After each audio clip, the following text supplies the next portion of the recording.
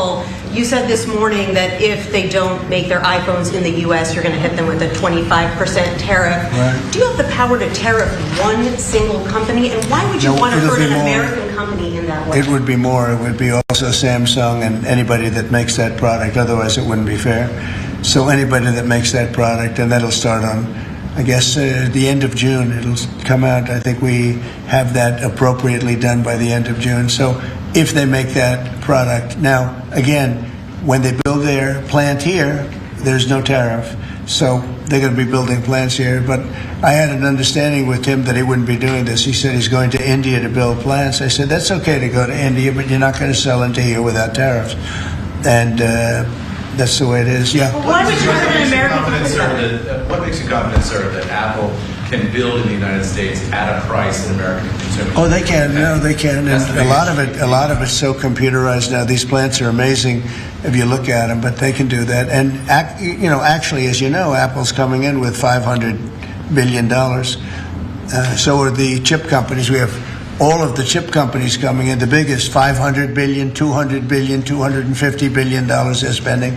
But we're talking about the iPhone now, and the iPhone. If they're going to sell it in America, I want it to be built in the United States. They're able to do that. When you say that Walmart should eat the cost of the tariffs, is that an acknowledgement that it is U.S. companies that bear the brunt of tariffs, not foreign countries? Sometimes the country will eat it. Sometimes Walmart will eat it, and sometimes there'll be something to pay, something extra. I've always been a fan, and I've always believed. And if you look, take a look at what I did 4 years ago. We had the greatest economy, and we had no inflation. Remember that. We had no inflation, and yet we had hundreds of billions of dollars of tariffs that I put on China, yet we had no inflation. We had no big cost differential.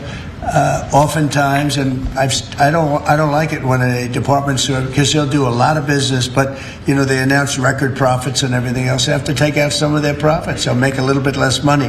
But I don't want the consumer. I don't want the consumer to pay. But why impose tariffs that are hurting American businesses? They're not hurting. They're helping because they're creating jobs in America. We're creating tremendous amounts of jobs in America like you've never seen. We're having investment in America. We're not getting ripped off by every country in the world. We've been ripped off by every country in the world. They're making their product. They sell it. They don't give our people the jobs. They make them with other countries' jobs. And we will have something that nobody will ever see again, I think. I think we have a potential to do numbers that we never envisioned in the wildest year. Look at what's happening. 10 to 12 trillion dollars in literally a couple of months. It's nothing like that's ever happened. It's we're doing a very special thing. We want, if they're going to sell it here, generally speaking, not for all products. There's some products we don't want to make. And frankly, we're much better off getting